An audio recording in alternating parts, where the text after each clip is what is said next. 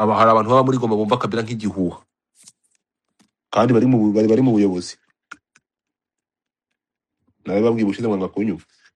Kabila ngo yazanywe n'abamarayika bavuye mu ijuru ngo nibo bamurindira umutekano, nta musirikare wa M23 urinda Kabila. Urumva wowe unasikia hiyo kitu? Niko bimeze. So nshatse kubabwira iki? Ni ukuvuga ngo nituza gusubiza amaso inyuma, hagiye kubaho abafana bashya, hagiye kubaho abayoboke bashyashya. Abantu bose bazagenda, abantu bose. None se urambwira ngo do you think ko na General Laurent azambuka niba kiriho? Azambuka, muraza kumubona ingoma avuga, kuko ntabwo ibingibi kubibabwira, kuko ntabwo. None se Perezida Kagame arahamagarira abandi bakongomani kujya gutabara igihugu cyabo no kujoininga Kabila, akomeze kuzirika Laurent nawe arambuka mu minsi mike, muraza kumubona ingoma. Niko bimeze. Niba Perezida Kagame se ari kwishishikariza abandi bakongomani kujya gutanga umusanzu bakajoininga Kabila igoma, bivuze ngo umuntu wa mbere ujoininga ni Laurent. Mutamuona kwa siku kidogo. Niyo makuru ndabirose, cyangwa ni igitekerezo cyanjye kidayi. Nuko listen to me. Iyi vita inaenda kuwa vita. Iyi ntambara igiye kuba akasa mutwe. Niko bimeze. Ibi bintu nirinze kuvuga, ejo bundi nirinze kuvuga kuri ntuza kuri Amura y'u Burundi yahiriye Bujumbura ejo bundi. Iriya Amura ni ukuvuga ngo indege z'Abafaransa n'abandi bari gusponsa iyi ntambara, bari ku ruhande rwa Gisegeti na Neva. Urabizi ko bari kuraga ibisasu babisuka ku kibuga cy'indege cya Kisangani. M23 iragitwika, Amura Gisangani irahatwika, yagira umuyonga. Bahita bahindura ahantu ho gupakira ibikoresho, batangira kubipakira i Bujumbura. Hanyuma inkuba iraza irabikubita. Niko bimeze. That's the reality. Mujye mukurikira amakuru, mumenye amakuru. Anga ndatekereza afite network nzima. Ni ukuvuga ngo munyuve neza cyane, Kisangani kimara kubura umutekano, ni ukuvuga ngo niba abanzi cyangwa ku ruhande rwa Aduyi ubu ngubu ikibazo bafite gikomeye, na ahantu bashobora gushyira ibikoresho bikaba bifite umutekano ntaho bafite. Bumvaga bashobora kubihisha i Bujumbura, ariko noneho abagabo bagira ngo bakora ponyoto, bibagirwa ko Uburundi bugira inkuba nyinshi zakubitaga training wing zo mu kibira ejo bundi. Noneho bumvaga none se inkuba iratinya, ko inkuba itagira uyohereza iratinya. Bumvaga inkuba ishobora gutinya ariko koko inkuba ishobora gutinya i Bujumbura. Inkuba ngo yaragiye, kandi buri inkuba ikubise muri Amura iragenda. Amakuru mfite ngo hagiye mu inkuba imeze nk'akanyugunyugu. Akanyugunyugu. Ikinyugunyugu bro. Ikintu mugomba kumenya ni iki ngiki.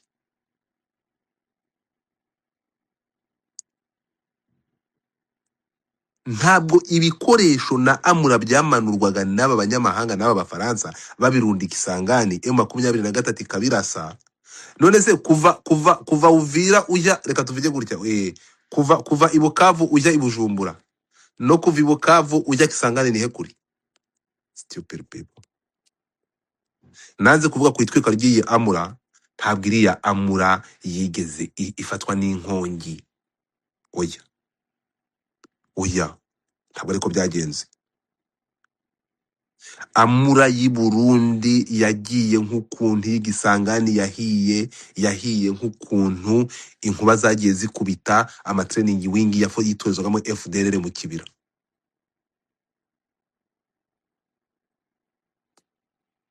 Munyuve neza cyane.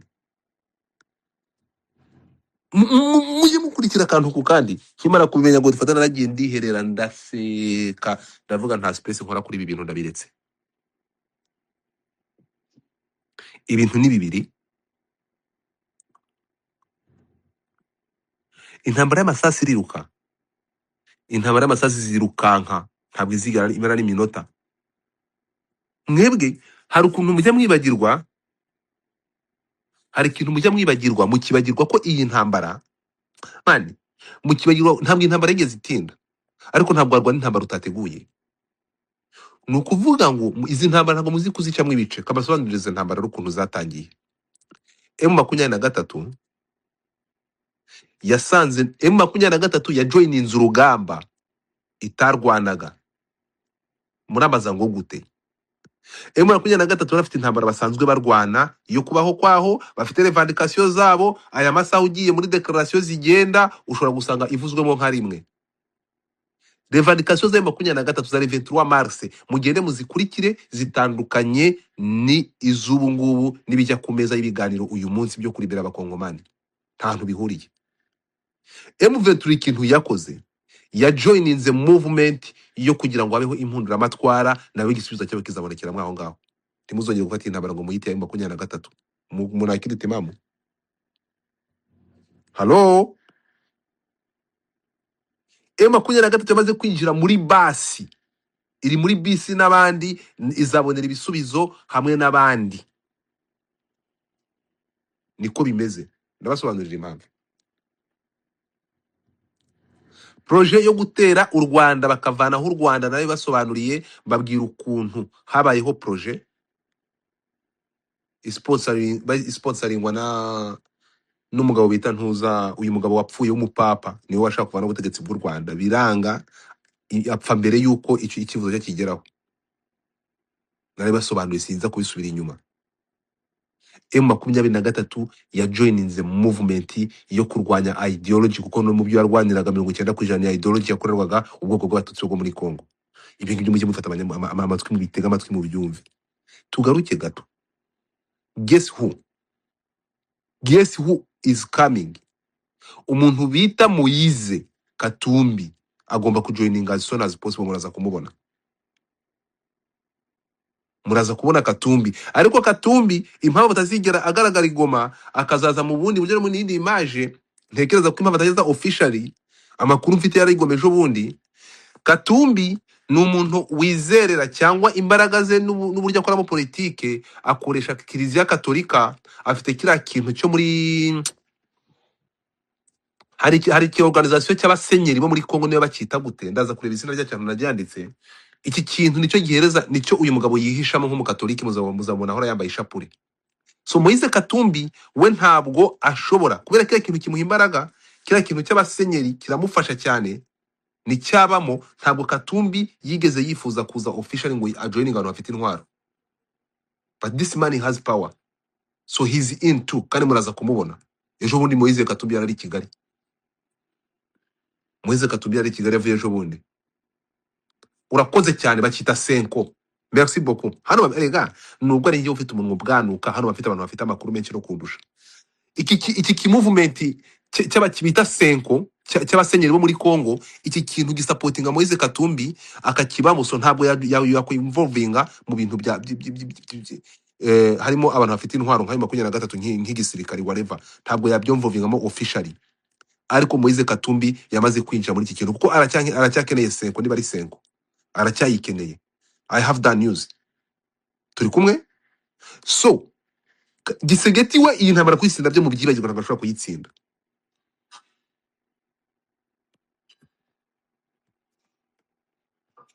Turi kumwe? Nihuta. Perezida Kagame yabivuze byose, yabivuze aravuga ngo I will be happy. Ariko uyu mugabo arasuzugura sha PK arasuzugura. Yagiye kuvuga ngo da mani, agiye kuvuga Gisegeti arangije ngo da password. Yabwa ngo da human being. Uyu mugabo arasuzugura. Kino kigabo aracyanga koko. Bro Perezida Kagame ntakunda Gisegeti pe. Umva ko politike ariko amarangamutima y'urwango kuri Gisegeti ntabwo ajya kuyahishira. Ntabwo nicyo kintu gwishira byamunaniye, ntabwo ajya bihishira, ajya kumvuga bati oya kino kintu kibyo. Ajya mubaga nka God Fati ari kubaga ibyamamare byigize ibyo ntazi. So reka basubirane gato yarero mbajyane gake. Nukuvuga ngo nimuza gusubira ibintu babwiye kuva mbere, ibi bintu mugomba kubisobanukirwa. Abantu muri ahanga ndagaruka ku ma space ngiye kujya ba update every single day. Ejo bundi barasa Kabila, plan yo kuza kurasa Kabila hari Igoma. Nari namaze kumenya amakuru yuko hari amakuru yuko abantu bo muri Kinga Kati n'iriya team nabisubiyemo kuva kare, bose baramaze kujoininga, bose bagiye kuza hari Igoma. Ibi bintu bya Perezida Kagame kuvuga ko asaba abakongomani cyangwa byamushimisha kubona abakongomani bose bagomba kujoininga Kabila hari yigoma noneho bakavanaho ubwo butegetsi. Yerekana nibyo yavuze. Ese ira speech iri hehe? Nibyo yavuze buriya mu magambo, nicyo yarashatse kuvuga. Ahangaha turaza kubona izindi mbaraga nyinshi cyane. Ku makuru mfite hari izindi mbaraga zigiye kuza, nabahaye urugero rwa Moise Katumbi. Moise Katumbi mumwitegure kuko nubundi avuye muri kara gace, sindi buvuge ahantu yarari, ariko yari ahari by the way. Avuye ejo bundi, ndabibutsa ko Moise Katumbi yahunze Kongo, yavuye muri Kongo ngo baba mu Bubirigi. Ku bantu batazi ahantu Moise Katumbi aba mu Bubirigi, nyuma yuko amatsinzwe amatora bari kumurigasura nkuko bisha abandi, yaratorotse yarahunze nkuko Kabila yahunze. So ubu turi kuvugana Moise Katumbi he gonna be in. Uyu ni umugabo ufite imbaraga, ni umugabo w'umunyamafaranga. Turi kumwe. Nagiye numva ngo abantu ngo ntabwo hari ikintu mujye mufata umwanya murebe. Ahubwo reka tugaruke gato ikintu nibaza. Aya masaha iyi ntambara ihinduye isura nuko nyitekereza, igafata urundi ruhande, njya mbishaka nkabibura, ariko ntabwo bishoboka. Bamwe bararwana intambara ya ideology, abandi bararwana intambara yo kwanga no guhagarika iyo ideology. Muratekereza yindi uzatsinda urugamba? Ntabwo umuntu ufite kuzana ideology no kuzana tribalism mu bantu n'ingenga bitekerezo nkiyi ashobora gutsinda iyi ntambara. No, the person uri kurwana kugira ngo avaneho iyi ideology, tekereza ko ari uzatsinda urugamba, and niko bizagenda kandi muzabireba. Sniper mukanya arasekeje aravuga ngo na President Kisekedi ngo afite inshuti ngo afite Neva. Ntabwo Kisekedi na Neva was person yari umuntu umwe. Ntabwo ngiye simubara nk'umuntu afite nk'inshuti, ahubwo mbabara nk'umuntu umwe. Igisirikare ni kimwe, ibikoresho ni bimwe. Niyo munabwiye ngo nuza kureba, no wiseka bro, wiseka uze kuzamuka bayira we kugira ngo numve niba ndi kumvikana, uze kunyunganira. Nuza kwitegereza ibyo nabasobanuriye, ndababwira ngo ntabwo mbere yuko bajya kurasa, mbere yuko barasa, mbere yuko iyi ntambara ntabwo iyi ntambara ntabwo ibera muri Kongo honyine, nuko aho ibera kuri tele ariho mureba nibivugwa kuko ari 23, ariko iyi ntambara no mu Burundi yabayeyo. Ndavugiye amasasu apana mwe muraho ngaho gusama mwasamye. Mu Burundi haje training wing, twabivugiye ahanganda turabibasobanurira. I Burundi habaye operation kuko habayeho training wing, narabibasobanuriye. Training wing zaberaga muri Kauzi Biega, training wing zaberaga hari mu Kibira. Muribuka tuza hano tukavuga ngo inkuba zakubise training wing zo mu Kibira. No, abasore uko bagiye gusenya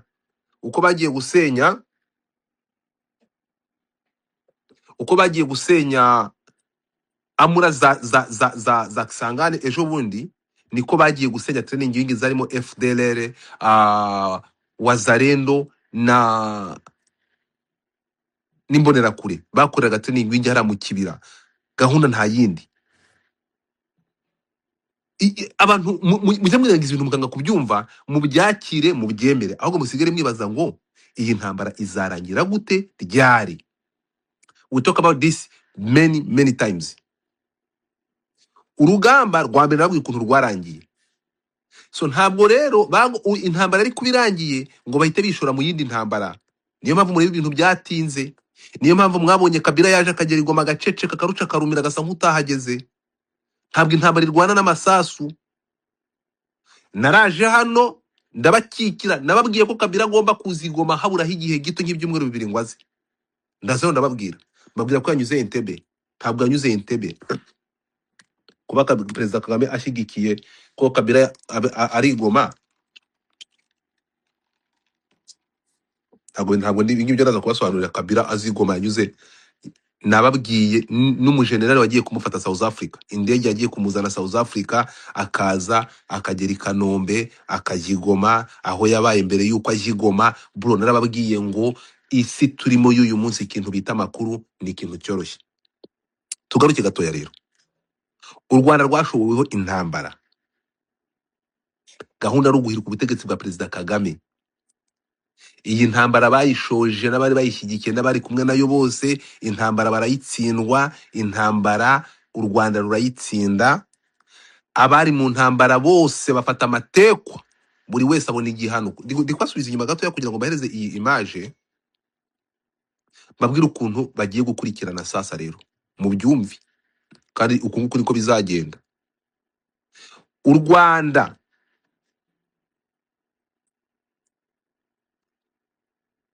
ndababwira abantu bari muri iyi ntambara, harimo Kiliziya Gatolika yateguye uru rugamba rwo kuvana ubutegetsi bw'u Rwanda, hari harimo South Africa, hari harimo abamercenaire mwarababonye, hari harimo abarundi, hari harimo Kongo.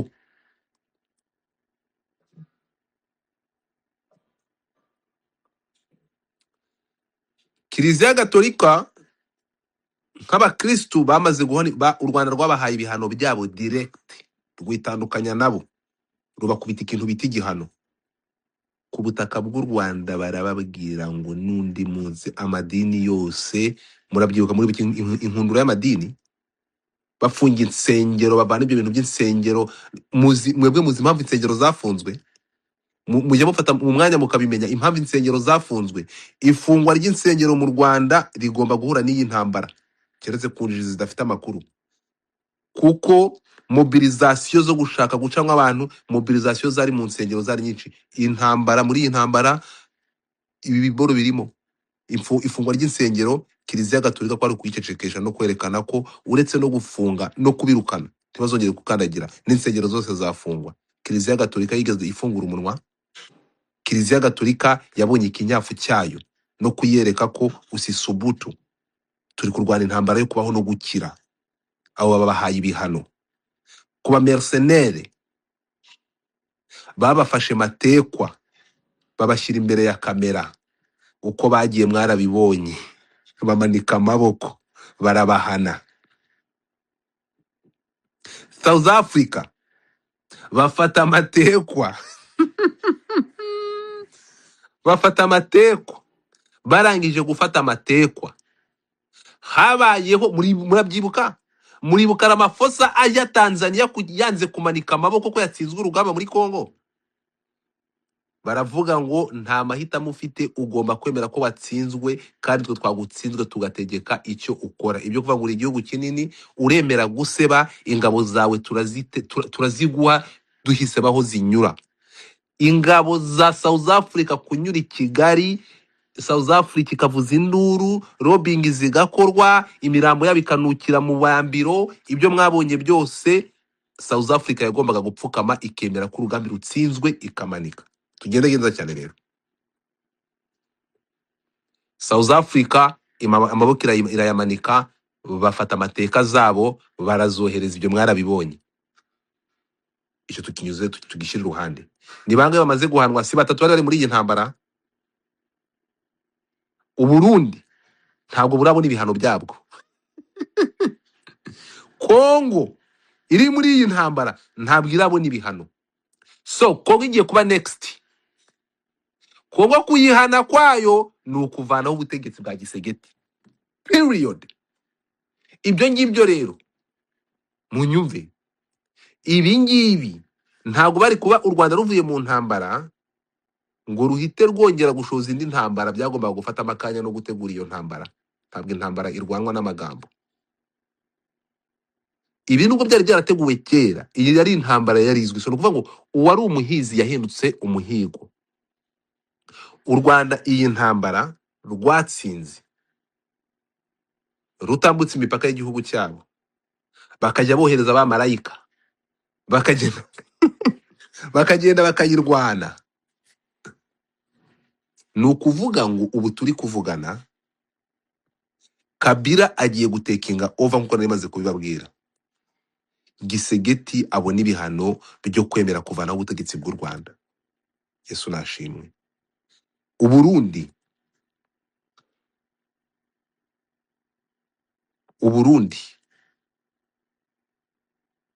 buri mu ntambara biri officially. They have no idea what is going to be next.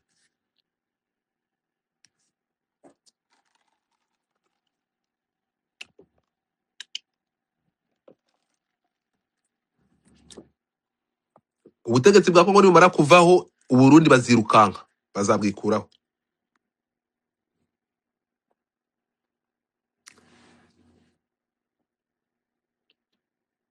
Nabasobanuriye ko mugiye kubona amazina mashyashya agiye kuyigoma kandi bikonyerezwa. Moise Katumbi, uyu nguyu nakasamutwe, mumwitege gato muraza kumubona yamaze kumanuka kuko amakuru nayo afite. Iki kintu Senko, niba ari Senko, iki nicyo cyatumye ataba officially, ariko yamaze kujoininga ndabizi. Umunsi yavuye Belgique akamanuka hariya, n'iminsi yamaze hariya mu karere ndayizi. Moise Katumbi, he's a big name, afite profile nini cyane. Turi kumwe? So Moise Katumbi mu mubare ko amaze kuhagera. Iriya timu ya Kinga Kati y'abantu ba Kabila bavanye muri guverinoma ya mbere bamaze kugera hari igoma bamwe. Mu minsi mike muraza kubona kira kijenari cya General Numbi kiraza kuba kiri hariya. Turi kumwe? Numbi azaza.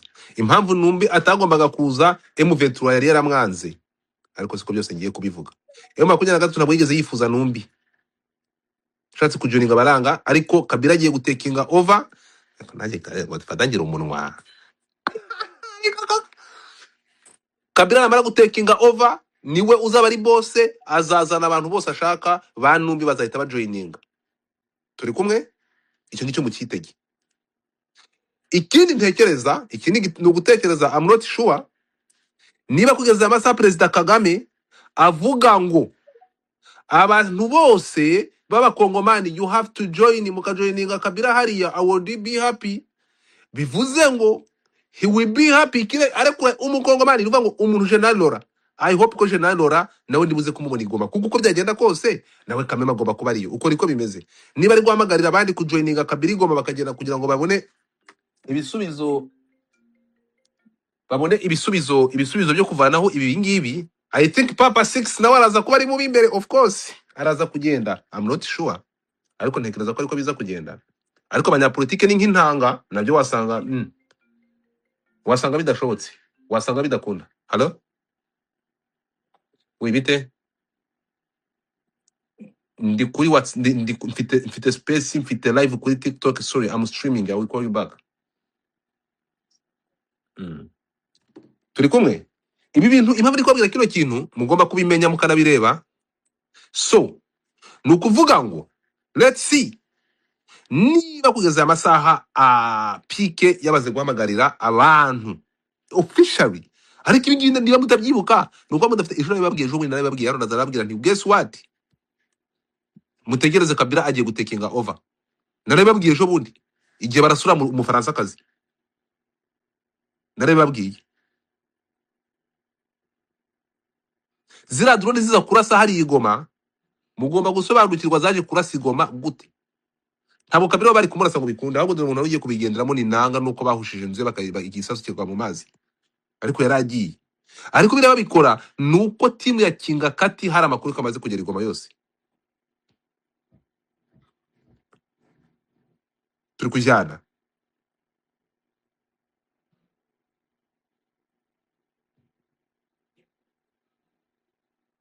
So the thing is, ubu ngubu noneho nibwo tugiye kubona indi shusho y'urundi rugamba, aho u Rwanda bazafata televiziyo bakarya injugu bakenjoyinga urugamba, kuko urugamba rugiye gutekingwa over na former president Kabila. Bazongera kubyitirira u Rwanda? Tell me. Hari byinshi nabuze kuvuga hano, mushyire muri quest mbazamure. Butunga ngo bakwitande, uyu bamwitande Butungane, uranyumva? Ndakumva cyane mushinga ntahe Kasamutwe, uranyumva? After Congo Abarundi you gonna pay for what ibyo mwe mvuvinzemo, I swear to God muzabyishura, murabizi bashinga ntahe ibi nta mahitamo mufite. After Congo yose mushobora kugenda ya leta yasenze difite mutapigwa according ibyo nta mahitamo mufite. Komeza fata ijambo, ndashaka kukumva. Okay, reka mwereke cyo kubavuze rero mushinga ntahe leta yasenze ikintu yatangiye kuraho n'ubushinga ntahe yarufuse. Ico ni ikintu kizwi n'umuntu wese azikubwira, ndiko nayivugira ngahaye kuri space. Kwetatre kwa n'undi murundi yo bari kuri space yoza akaduga kabwa yuko CNDD-FDD yatangiye gukura abashinga ntahe. Ivyo ni ibintu bizwi, ni officiel. Hama rero jewe kugira ngo mvuge nihuta kuko hari n'abandi bagomba amajambo je nagomba kuvuga kuri ivyo bintu uriko uravuga ni ukuvuga neza neza yuko ntabwo mvuga nk'umudogiteri hari ayandi amasipesi y'umudogiteri baguha amajambo menshi ukavuga ukagira analize kandi ko ndiko aragira analize y'umudogiteri pe ariko je ndiko ndavuga ibintu ko ndabibona nuko ndavyumva nuko ndabikurikirana nyakubahwa Paul Kagame ivyo avuga ni ukuri kandi burya umuntu afise ukuri rero burya dushaka tukabiraba no ku muntu mu mutima wiwe wewe mpereye ku kasamutwe ca wundi mwese ahari ukuri ntigutsindwa ukuri kuryama ko nawe wopfa vyutimbanyije pe kuri ufise ukuri niyo mpamvu nyakubahwa Paul Kagame we agwanira ukuri akagwanira ukuri akagwanira guca c'u Rwanda kandi rero abakuru iyo ari iwacu bafise ukuri ntibakundwa kudakundwa kwabo abantu ba imfashanyo nico kigwanisho kihari turagukupira imfashanyo nico kigwanisho kihari urumva yuko hari indi colonisation yindi je niko ndayibona rero ariko araryama batiwe hako nohemuka jewe nemere njamwe kuri kwanje rero nyakubahwa Paul Kagame nta muntu yamushize harya n'umwe yarakoye abatutsi bariko bakoresheje jenoside acaraza ntigeze nihora yagize ati reka twunge ubumwe mu banyarwanda turi abanyarwanda bamwe abayetse nguni gushika isa ntibaravyumva rero nciye ntera mu Burundi naho iwacu rero twebwe natwe twarahuye n'isanganya rimwe rimwe twarahuye n'akaga kandi aho kaga kubera kuzokavemwo biragoye Barundi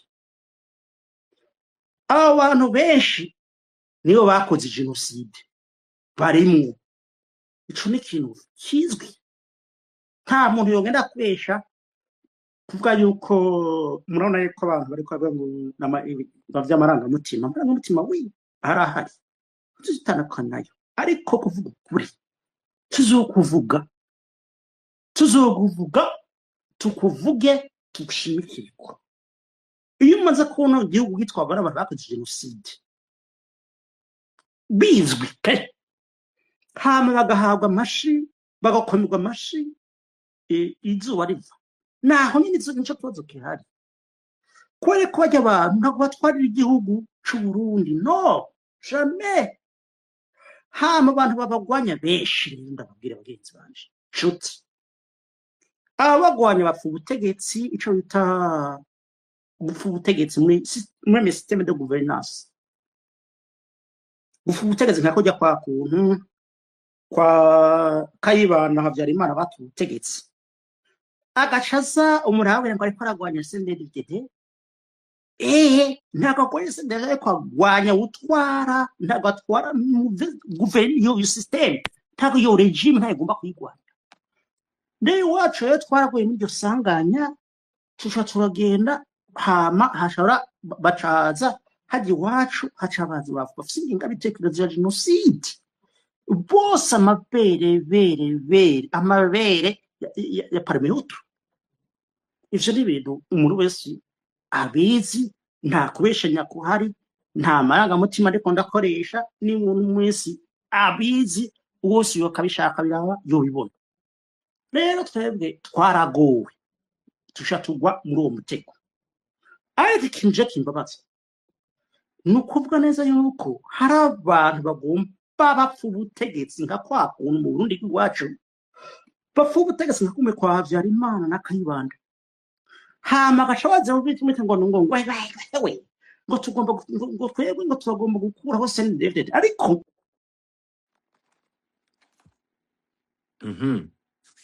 urakoze kuntwara umwanya ibintu uri kuvuga jewe nagerageje guhuza ibintu umugabo ari kuvuga kugira ngo mbihuze n'ikiganiro ndimo ndabishaka ndabibura ndakumanuye urumva wamvanze kukumva neza neza ni nko kurya ifi I'm sorry ariko uri kumvanga ntabwo ndi kuva ndi kumva urukumva mukunda kuvuga ariko na mbere yo kuvuga mujye muri ibintu mugiye kuvugira Jesus uyu mugabo namushatse uramvanze wa murundi we uramvanze uranjagaraje uramvuyanze umvanye no mu murongo byo nari ndimo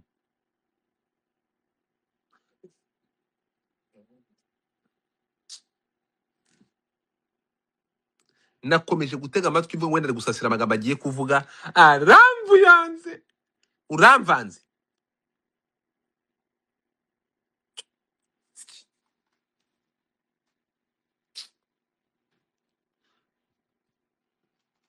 the fuck.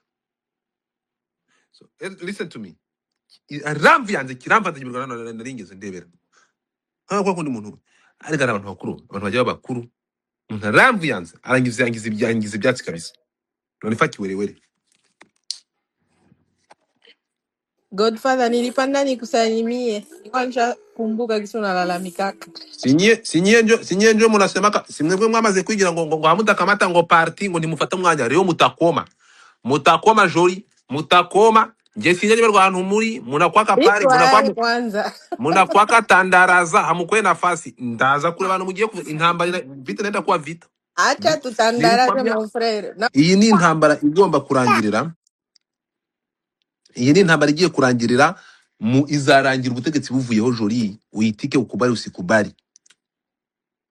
Leo kabisa na mimi balinikonfirme nilikuwa niko wangu bananiamburuye unabasha tuchanga nabo sasa banatuchanga katusagisi banavanga ka sosi hamunyobwa na ingine machakula mvangi Jori ntabwo iyi ntambara ari ikintu gishobora ntabwo iyi ntambara Jori iyi ntambara ari intambara ishobora kugucanga keretse utarabikurikiye bande babacanga mbone iyi tita iko claire Trump alikuya alichanga vitu hata tunaona hata kwetu tuko naenda na kwetu kwa rudi nani ule Trump alikuwa anavanga vitu asikuwa naona hata kwa hivyo naenda erezima mwanaume mwenye yana wali kwa kitu moya ahantu mujya mwibeshya ni hamwe na hanga turi kumwe Trump yakiniye ikarita mu mutigeze mubona njya mbona abantu ngo bari kujya Trump yaje muri Kongo afite umujinya w'umurandura nzuzi wo kugira ngo atandukanye Gisegeti n'abashinwa simukwe naona mbali kugira ngo rero abana bashinwa hariya ntabwo ari kuza ajya ku ruhande rw'abarebere cyangwa rw'abantu kuri ruhande rw'abariya bagiye kuvana ubutegetsi ubushinwa bwari kuza official bukajya ku ruhande rwa Kongo bikabyara intambara ya gatatu y'isi gatangirira muri Afrika ndakurahiye ntabwo byari kuba. So Trump kugira ngo yake Gisegeti abashinwa agende yigarurire nuko yagombaga kunyura muri Gisegeti akagihana ari uko amaze kucyambura abari kugifasha mutabona kana macene ariko abanyamerika ntabwo bakorana n'umuntu wagiye gukorana n'abashinwa n'abarusiya uri kumva uyu mutipe yaragiye kuba karampenke uyu mutipe yashatse gukina ikarita nuza kureba uzasanga bari kugeranya Gisegeti na Lumumba. Abanyamerika ntibajya bibagirwa Lumumba ya bitrenze abanyamerika ajya muri Russia baramwica. Uyu munsi Gisegeti yakoze ubuyi wajya mu bashinwa n'abarasha nawe bazamwica. Utabona n'amaco yako ukubari musikubari iyi ntambara izarangira jori Kabila na timu yake Kabila anaenda take over agiye guta niwe ugiye kuyobora iyi ntambara izavara ubutegetsi bwa Gisegeti. Hari umuhanuzi wambwiye aramwe ngo Gisegeti bazamwica na Kinshasa itarafatwa ntabwo azahunga. Gisegeti bazamwica nubwo intambara izarasa ngo ntabwo bazarasa ngo bagereyo. Gisegeti bazamwica mbere yuko banagira intambara inagira butabona n'amacene. Dore ndanga ngo difata ntabwo ndo muhanuzi. Gisegeti batamuwaka sagetse wa Kabila ariko bazamwica. Kabila azurira indege azagenda Kinshasa. Kabila atagenda azagenda nk'umucunguzi atagenda mutabibona n'amacene azasubira ku butegetsi.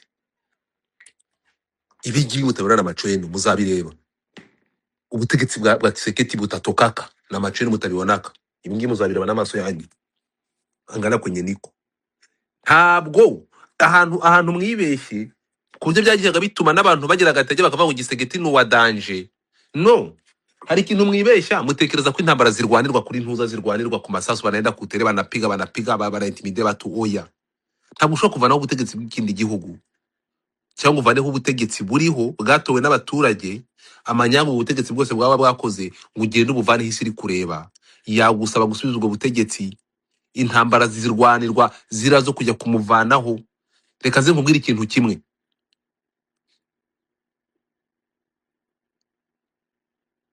kuvanaho ubutegetsi ni ikintu kiri toto ariko impamvu yo kubuvanaho no gushyiraho ubundi niyo ntambara nini irenze no kujya kurasa ukavanaho uri uriho una comprendre ikintu abantu bajya bibeshya ni uburyo mutumva ko iyi ntambara u Rwanda rukimara kuyitsinda rwari rwaratweweho nari maze kubisobanura mu kanya mujya mwibagirwa ko rwagombaga cyangwa nabo rushyigikiye bagombaga kumvisha isi impamvu ubutegetsi buro bugomba kuvaho kugira ngo isi bihereze umugisha nta bantu bakuraho ubutegetsi bukurwaho n'isi n'ibifi bikomeye so izo lobbying no kugira ngo ibyo bintu bikorwe nicyo kintu mutajya mubona ko cyagombaga gukorwa ariyo mpamvu intambara yatinze yo kuri ground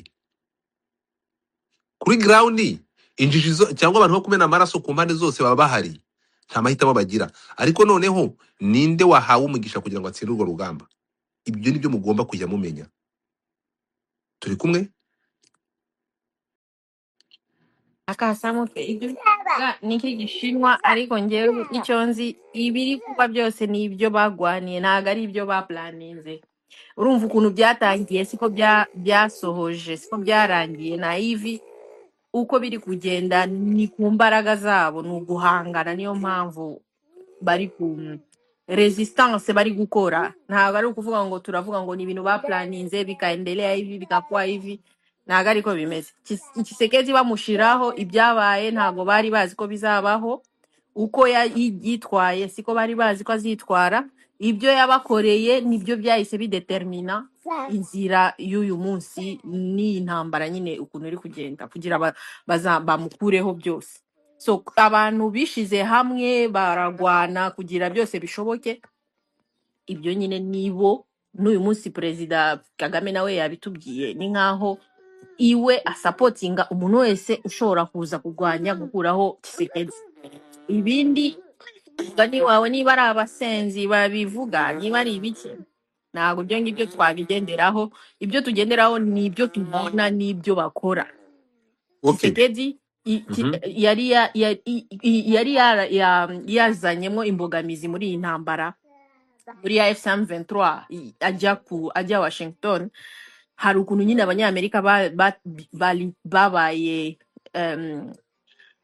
bali bloke ibintu ariko nyine uko Trump agenda yitwara nabi mu isi yose agenda atagaciro agenda ata credibility n'imbaraga n'abanyamerika nabo yataye imbaraga no mu banyamerika urumva hariho byinshi yakoze ni deal n'ibiki byose ntago byigeze bitorwa na Congress ntago babyemeraga bose urumva hariho credibility yagiye imuvaho ni nayo mpamvu uyu munsi na Pike alijipositione naye nyine araba agaca akarongo nawe arababwira hari ibintu bitazashoboka nyine so njo gisi tu mimi nilivyoonaka nyine hari ukuntu chi wote tulikuwa naangalia sasa tuko naangalia match tunakuwa desi jushi atuwebye vinakuwa kule tunabiwaka saba na bitwambi unaona gisi kubona iyi ntambara izarangira ite gute rero iyi ntambara nyine uyu munsi batubwiye ko kabisa urugamba rukomeje twe twari tuzi ko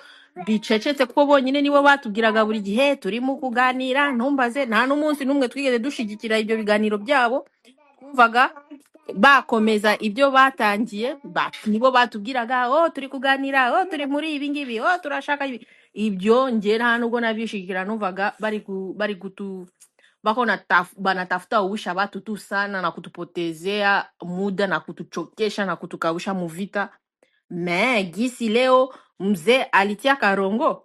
Ba, mimi nataka nione sasa vile vitatoka mu AFC M23.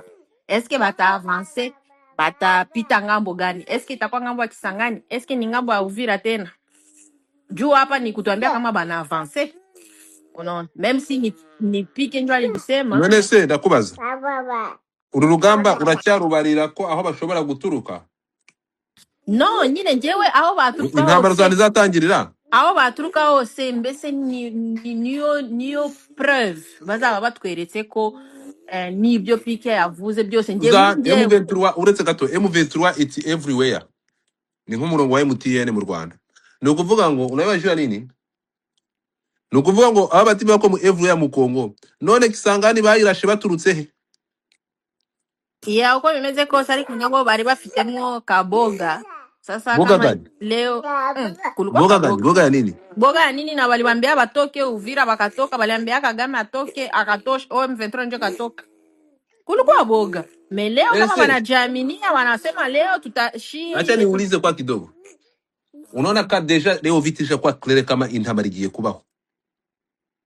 okay muri iyi ntambara ko abonye ko nta by'ibiganiro uhagaze ku ruhe ruhande gute se mpagaze ku ruhe ruhande aho naho ze mpagarara ni hehe uko katambatamba kuna vya katambatamba hariwo twagishije inama se miyeza mimi nasema byangu hariwo njya nsaba conseil je nivuga ibyo mbonye uko nabitangiye nuko nguko nje mvuga abafashe urugamba bazarusohoze mbese vita balianza ifo bayimalize abo ni bande AFC M23 atana pike juu Mr. Mtia pembeni naye kwa ça veut dire mie bien uno mie kumie niko nasema hii vitu vya kutufanyizia mavita leo depuis mimi nizaliwa wakati tunakuwa mu vita zinashanja kama jina unaona ba biko bishatuchokesha tena tunaiwa kama mzee naye iko na zeeka unaona iko na zeeka si ifo ache naye kitu na kitu kiataacha atakiacha Banyarwanda atakiacha na shiboti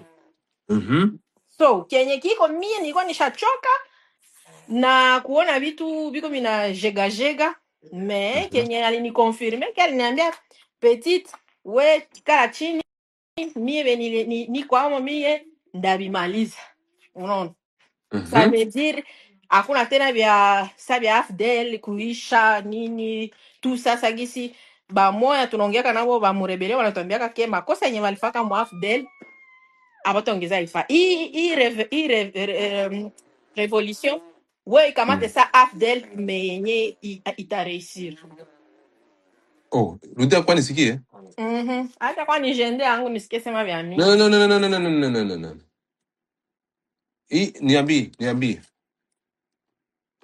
Jory kumie mimi naonaka hii revolution yenye iko leo ni version AFDL mais il faut ina réussir il faut inapita il faut plan zenye wakati AFDL bilianzaka soit kwenye balianzaka kama balikuwa bawili batatu il faut bileo bina réussir il faut kunakuwa ile bloc juu hivi haiko shie tu hivi vitabeneficie iko sagisi mnaona pike na ashazala ashakuwa na batoto bajuku unaona hii ni legacy ku Banyarwanda ku famille yake protection hii ni ba allié iko na jitia na shie ni allié mwenye tuko naye unaona ça veut dire hapa ni kujiproteger mutuellement unaona sagisi tunayua kama shie kama hatuko nguvu kama hatujipigania hatujishimameko ba wengine banaendaka banaprofite faiblesse ya bale banyamoko bandugu yetu banatafuta kutumaliza ile ideologie génocidaire unasikiaka hapa tunashinda tuko nalalamika na tuko naimba hata na pike na alibisema ntabwo atinya le nombre des FDLR iwe atinya l'idéologie. Ça veut dire, en fait, c'est ce qui lui préoccupe. Ni dio bimurazi nshinga njo ndeza sema. Unaona? So, kumi ushasikia Godfather, ndio maana mie haikuwa sikwake mu emotion, sikwake ma sentiment. Mimi nasema bien mimi naonaka. Sasa mimi naona ba F23 banaanza tuletea mambo ya politiki mingi. Shit, tuko mamatia leo tuko naenda sibipendaki na ndio maana naona kanisa mimi nagumukaka mimi najisemea vyangu mnaona sema uko wapi? Mimi niko pale. Unaona? uyu munsi sasa niko bashije kukumva biragoye kunyumva musa. No, nakumvishe. Okay, merci beaucoup kabisa. Ndakumvishe vraiment. Aha, dufite Rugoma. Rugoma bite?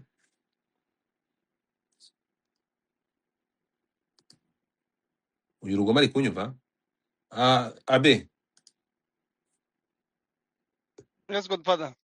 Ra, Naoneza. amakuru. Sawa sawa. Dajoli yigiye byinshi muri Comex. Membre wa Comex.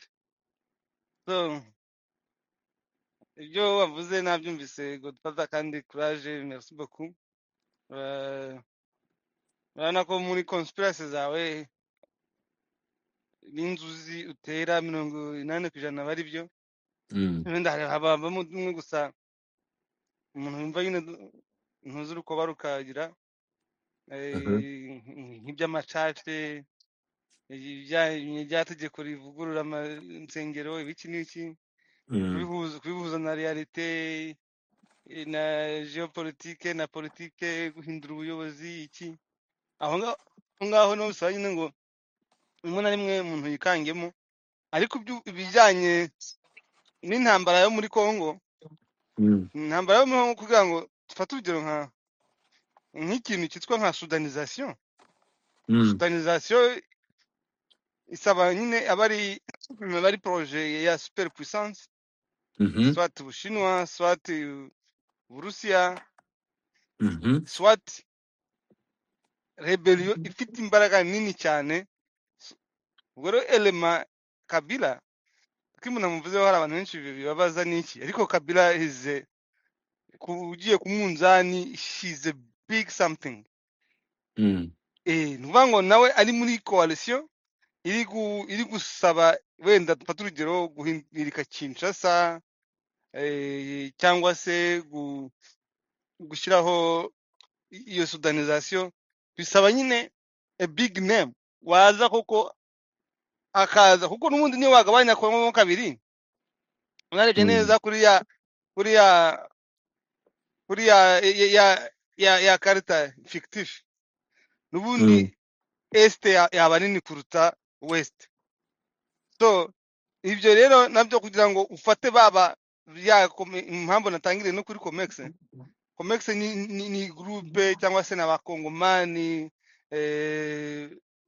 ba benshi ubona ko bashyigikiye Kabila ababo muri Equateur abanahe bose benshi cyane n'urundi ruhurirane rw'abantu benshi abakongomani bashyigikiye M23 uruhande rumwe ariko wenda bakaba badafite confiance ubuyobozi bwayo iki so umva rero umukuru aguma ari umukuru buriya ntabwo nka ex president agiye ahoye na Cordon Nanga cyangwa byakunda umwe yakwimukira undi nubwo wenda umwe ari actif undi akaba akora mu buryo buri silencieux ariko mu by'ukuri mu matelefone no mu zindi affaire ziri hejuru cyane n'ubundi kuba kuko yamuviye kugaragaramo muri make rero biriya balkanisation ntabwo ce n'est pas plus un tabou abantu batayivugaho abantu banabivuzeho ndetse na Kabila barayimubaza Kabila avuga ati no nje ntabwo mbona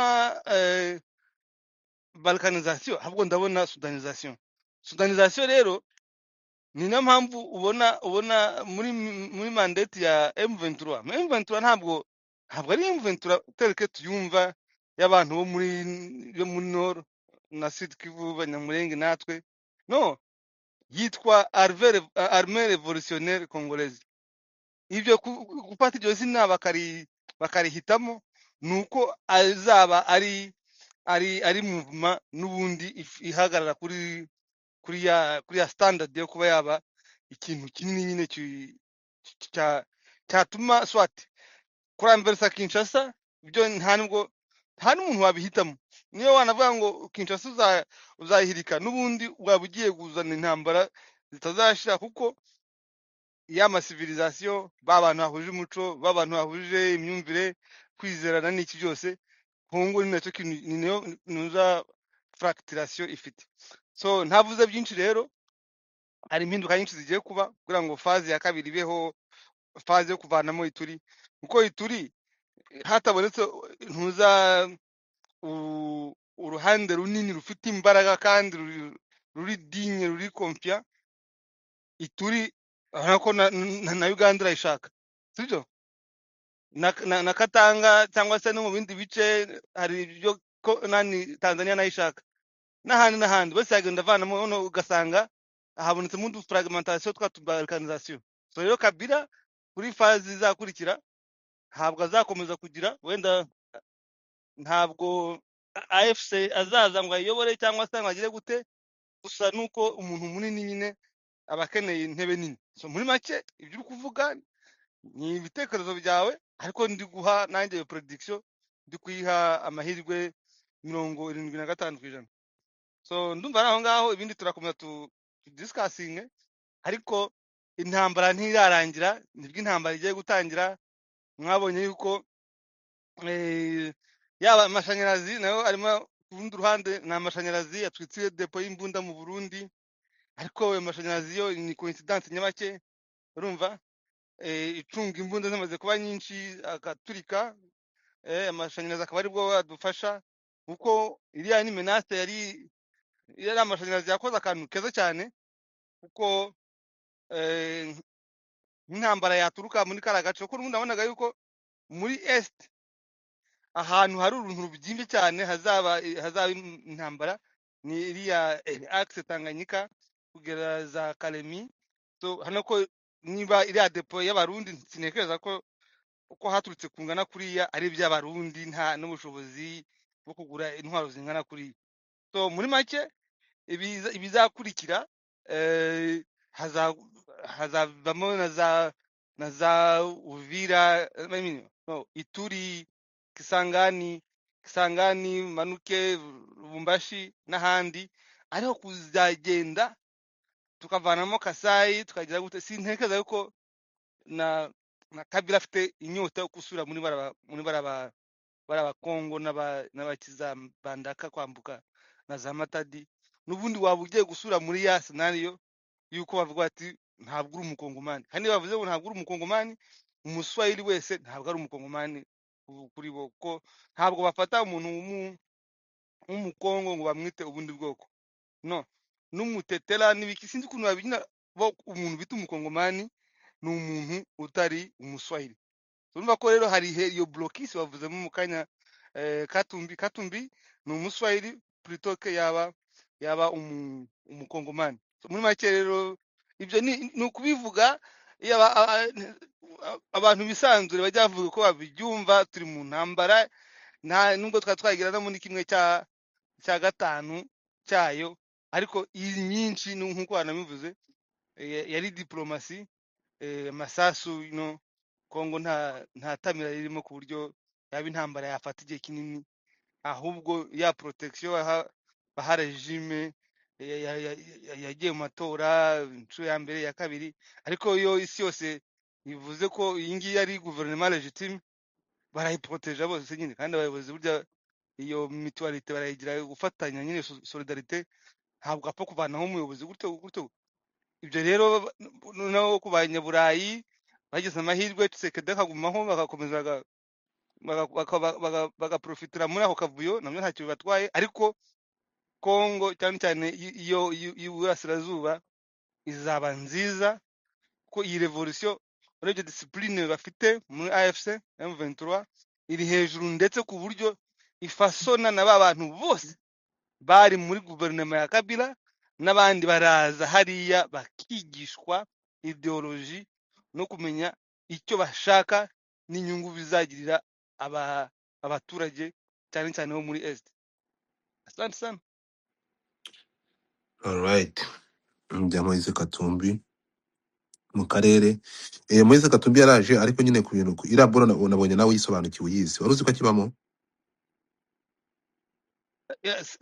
Senko buriya ubu ngubu ubwo Tshisekedi niwe wabaye nk'ushaka kugira, ariko kuyica intege, kuko Tshisekedi yari afite determination nini cyane, ku buryo umuntu wese umubuza kurasa, umubuza kugira gute, abasuzugura, batesha umutwe, ba Fridolin Ambongo mwarabonye yagiye abafatira ku bibuga by'indege n'abandi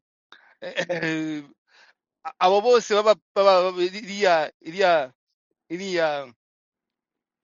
iriya association ya kiliziya y'aba eveke ni ikintu gikomeye cyane ku buryo bigeze banagiraho ntuza perezida wa komisiyo y'amatora ari umupadiri.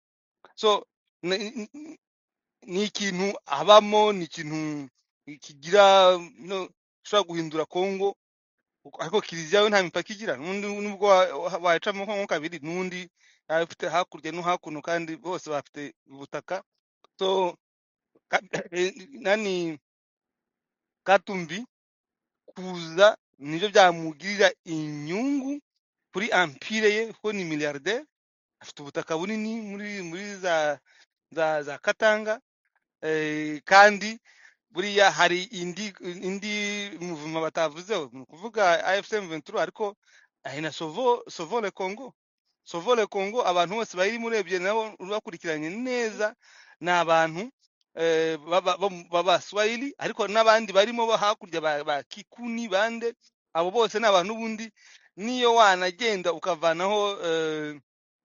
ukavanaho Tshisekedi, ni ukuvuga ngo bareba ukuntu noneho Kabila afashe ubutegetsi, ubwo Kongo yayoborwa mu buryo bwa federalism, kugira ngo noneho ba bantu bose selon les origines nabo bagende implante aho ngaho, abeho wenda gusolidifiya igisirikari ku rwego nyine rwa federal army, ibiki byose, noneho n'aba bandi bose bari muri Sauve le Congo bakaripotinga kuri federal government. buriya se ni Ariko Kabila uzongera agaruke abe perezida? Nje ntabyo mbona. Kabila is a key player, ariko hashobora kuba hari abandi bari inyuma wenda,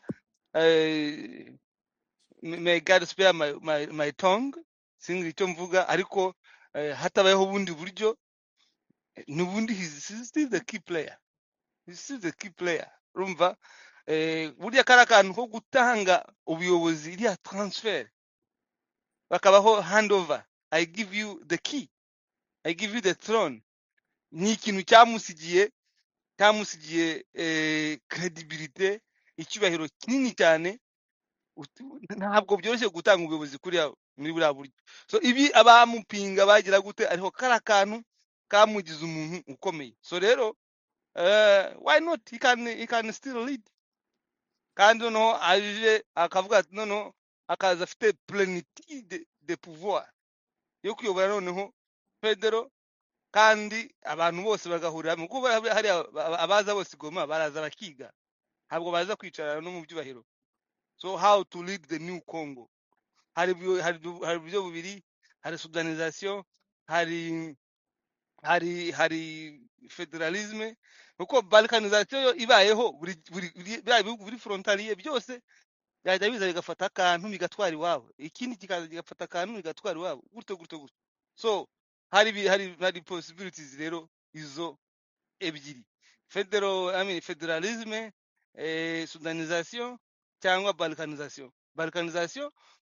Muhozi azambuka nawe avuga ati this Beni, Kasese, Bunia byose ni byacu, urumva, n'undi amanuke Sudani nuko semwekeriye n'abandi baze gutyo. So ibyo rero ntabwo nyine nk'iyi generation yabaye generale ex president bakwemera yuko icyo kintu bagisiga inyuma. So that's why he's there to contribute.